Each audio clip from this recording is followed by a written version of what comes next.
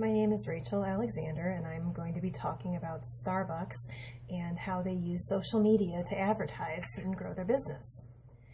Have you ever noticed that Starbucks is everywhere? Isn't that the first thing you think of when you think of Starbucks? They're on every corner. They're everywhere. How did they get that way? I will discuss their history, their ad campaigns, and their use of social media. Starbucks has been around for almost 45 years, hard as that is to believe. The first Starbucks was a single store in Seattle in 1971. The current chairman's name is Howard Schultz, and he joined the company in 1982. He had never been in a coffee shop before. He had walked in to a Starbucks and was so impressed that he wanted to work for them. And in 1987, he wound up buying the company. They had their initial public offering in 1992 when they first started offering stock to the public to purchase. They had their first drive-thru location in 1994. Prior to 94, you had to get out of your car to get your Starbucks fix. Then they had their first store outside North America in 1996. That was in Japan. They first had their products in grocery stores in 1998. That was ground and whole bean coffee. And then the K-Cups came along for your Keurig coffee maker a few years later.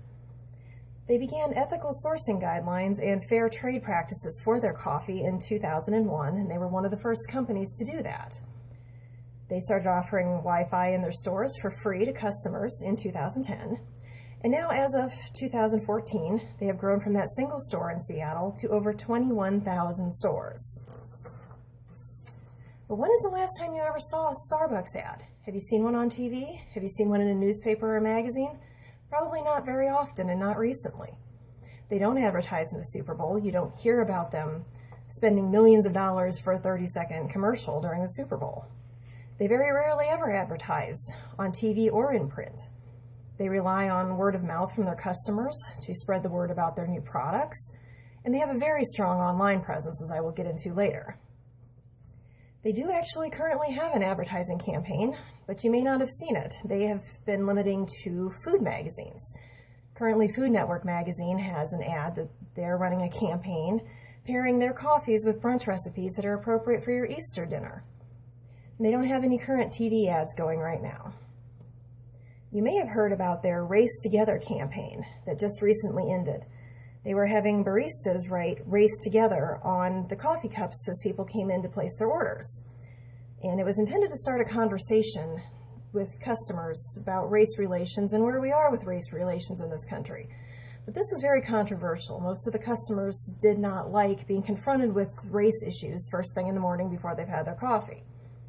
Now, this was actually advertised in USA Today that they were going to be doing this, but it still took some people by surprise when they went into the stores and had a barista handing them a cup that says Race Together on it. What does that mean? It was intended to start conversations, and that it did. The single post that Starbucks put on Facebook about the Race Together campaign had over 1,000 comments on it.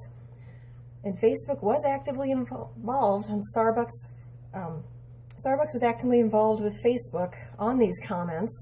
They did respond to individual customers who were complaining about it and said that they just intended it to try to start a conversation. They weren't trying to cause any problems. They just wanted people to talk. But so many people were unhappy about it that they did discontinue the campaign as of this week. Now, Starbucks' social media presence is everywhere. If you're on Facebook, if you're on Twitter, if you're online at all, you've probably seen Starbucks on there. But they do this reasonably. They don't flood your news feed. They don't spam you. They don't overwhelm you with all of their posts.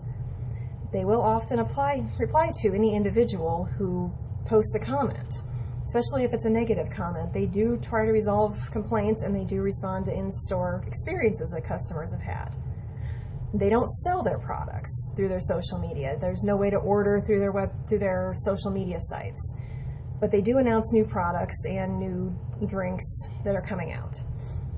Their biggest social media presence is most likely Facebook. They have over 35 million Facebook likes and have had over 22 million visits. They are 33rd overall as far as likes on Facebook, and they are second only to Coca-Cola as far as consumer brands go. And to tell you what kind of presence that is, the people that are ahead of them on Facebook are mostly athletes and singers. For some reason, there's a lot of soccer players that have a lot of likes on Facebook.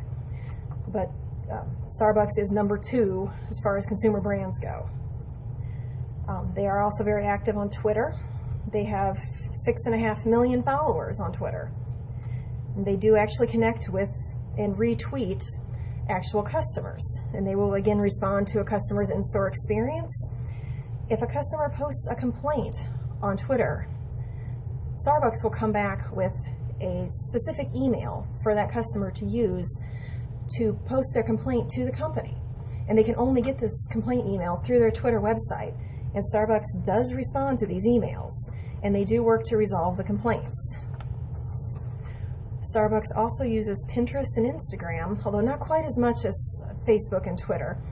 They have 2.8 million Instagram fans and 160,000 Pinterest followers.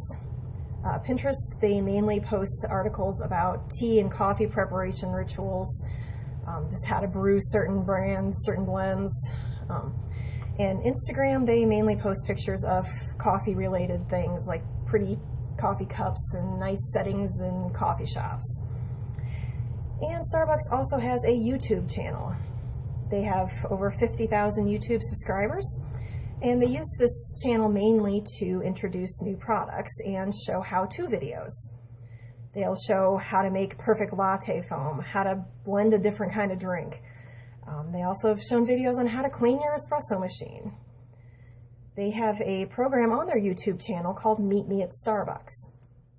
And it emphasizes how people use Starbucks as a meeting place. Instead of meeting in an office or meeting in a other public place, use Starbucks as your meeting place. Come here for your family dinner. Come here for your business meeting. And they want people to know that they're available to do that and to use them for that. Now, it's clear to see how Starbucks is very adept at using social media to spread the word about their products and their brands. They know how to connect with people without overwhelming them.